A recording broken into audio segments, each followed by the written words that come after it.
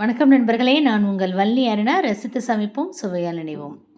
First நம்ம channel பார்க்குறவங்க subscribe பண்ணிக்கோங்க. அப்படியே பக்கத்தில் இருக்க பெல் ஐக்கானு கிளிக் பண்ணிக்கோங்க. வீடியோ பிடிச்சிருந்தா உங்கள் நண்பர்களுக்கு ஷேர் பண்ணுங்கள். ஒரே ஒரு தடவை சப்ஸ்கிரைப் பண்ணால் போதும், நான் போடுற வீடியோட நோட்டிஃபிகேஷன்ஸ் எல்லாம் உங்களுக்கு கிடைக்கும். இன்றைக்கி என்ன டிஷ் பார்க்க போகிறோம் அப்படின்னா, ஒரு சூப்பரான பாத்திரம் உங்களுக்கு தெரிஞ்சிருக்கோம், ஓமப்பொடி தாங்க. ரொம்ப சிம்பிளாக சட்டுன்னு நம்ம உடனே வீட்டிலே செஞ்சிடலாம், கடையில் வாங்க தேவையில்லை. இதுக்கு ஓமம் வந்து 1 ஸ்பூன் வந்து எடுத்திருக்கேன். கொஞ்சம் தண்ணி ஊற்றி இது வந்து ஒரு 1 ஹவர் அப்படியே ஊற வச்சுடுங்க. ஊற வச்சதுக்கப்புறம் நம்ம என்ன பண்ண போகிறோன்னா, மிக்சியில் போட்டு அடித்து நல்லா எடுத்து அந்த தண்ணியை மட்டும் நம்ம வந்து மாவில் வந்து ஊற்றி பிசைஞ்சிக்க போகிறோம். இப்போ பாருங்கள், நல்லா ஊறிடுச்சு. இப்போ மிக்சியில் வந்து அடிச்சிருக்கு, வடிகட்டியிருக்கேன்னா வடிகட்டினது மட்டும் தான் காமிக்கிறேன். இப்போ இதுக்கு வந்து என்ன மாவு வேணும், என்ன ரேஷியோவில் போடணும் அப்படின்னு சொல்கிறேன். கடலை மாவு நீங்கள் வீட்டில் அரைச்சதாக இருந்தாலும் சரி, கடையில் வாங்கினதாக இருந்தாலும் சரி. நான் வந்து கடையில் வாங்கின மாவு தான் யூஸ் பண்ணியிருக்கேன்.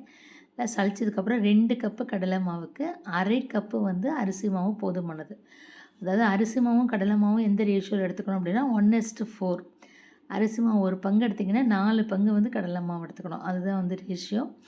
கொஞ்சமாக வந்து பெருங்காயம் போட்டுக்கோங்க. ஓமத்துலேயே நமக்கு ஜீரண சக்தி நிறையா இருக்கும், இருந்தாலும் லைட்டாக கொஞ்சமாக பெருங்காயம், அப்புறம் வந்து தேவையான அளவு சால்ட்டு போட்டுக்கணும். நீங்கள் வந்து இந்த ஓம தண்ணியில் கூட சால்ட்டை வந்து நம்ம கரைச்சி கூட போட்டுக்கலாம்.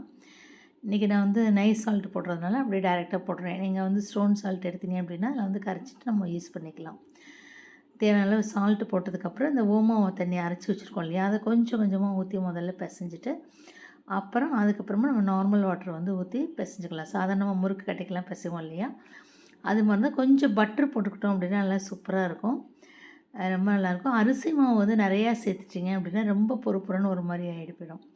அதனால் இந்த ரேஷியோவில் தான் சேர்க்கணும். இப்போ பாருங்கள், ஓம தண்ணி வந்து இந்த அளவுக்கு தான் இருந்தது.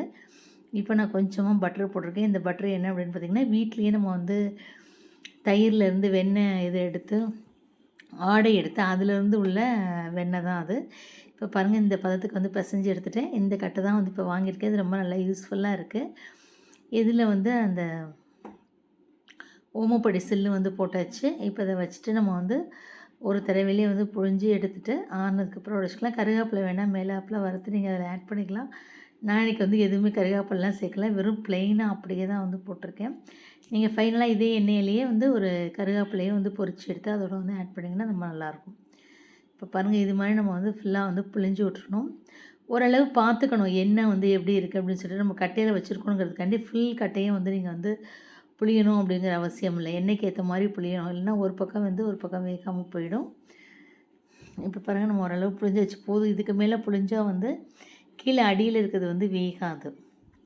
இப்போ லைட்டு டக்குன்னு திருப்பிடணும், ரொம்ப நேரம் வந்து வேகணும் அப்படிங்கிற அவசியம் கிடையாது. இதுவே இப்போ பார்த்தீங்கன்னா திருப்பும் போது லைட்டாக கொஞ்சம் வெந்திருக்கும். ஏன்னா நம்ம மேலே இது தானே பிடிச்சிருந்தோம், பார்த்தீங்களா, சூப்பராக வெந்திருக்கு. அவ்வளோதாங்க.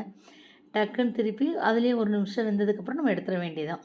ஏன்னா வெறும் கடலை மாவு, அரிசி மாவு, ஓமம் மட்டும் தான் போட்டிருக்கோம். சூப்பராக இருக்கும், நல்லா கிறிஸ்பியாக. கடையில் வாங்க வேண்டாம், ஏன்னா கடையில் இப்போ என்னென்ன சேர்க்குறாங்க, சோடாலாம் சேர்த்துருப்பாங்க, அதெல்லாம் குழந்தைங்களுக்கு வந்து ஆகாது. அதனால் நம்ம வந்து எந்த ஐட்டம்னாலும் வீட்டிலேயே செஞ்சு ப்ரிப்பேர் பண்ணி சாப்பிட்லாம். பாருங்கள், இப்படி தொட்டோடனே பொலப்புறன்னு வந்துட்டு நொறுங்கிடுச்சு. அவ்வளோதான், சூப்பரான ஈவினிங் ஸ்நாக்ஸ் வந்து ரெடி ஆகிடுச்சு. பிடிச்சிருந்தால் நீங்களே இதே மாதிரி ட்ரை பண்ணி உங்கள் குழந்தைங்களுக்கு கொடுங்க. தேங்க்ஸ் ஃபார் வாட்சிங். தேங்க்யூ.